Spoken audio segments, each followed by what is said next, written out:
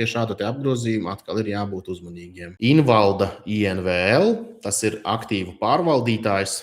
Uz 2025. gada septembri tam ir pārvaldībā 2,08 miljardi eiro. Un lielākie biznesi droši vien tam ir alternatīva investīciju pārvaldīšana, fondu pārvaldīšana. Latvijā to mēs zinām arī kā pensiju pārvaldnieku. Būtībā uzņēmums nodarbojās ar aktīvu pārvaldīšanas pakalpojumu sniegšanu visdažādākajos formātos. Tirgus kapitalizācija 306 miljoni eiro, bet apgrozījums nedēļā ir 18,000 eiro.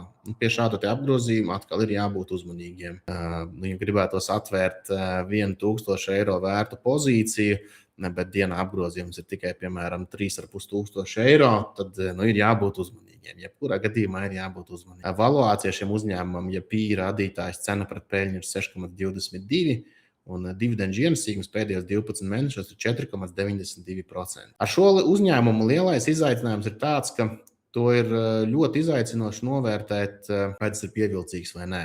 Viena lieta, ko var salīdzinoši viegli saprast, ir tas, piemēram, aktīvu pārvaldībā, un viņiem ir attiecīgi arī komisijas maksa par šo aktīvu pārvaldīšanu. Tātad tā ir viena šī stabilā sadaļa.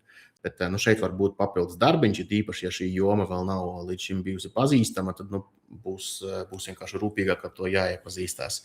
Jebkura gadījumā ir spēcīgs track record, ir pieaugošs aktīvu pārvaldes apmērs un attiecīgi arī ienākumi no tā.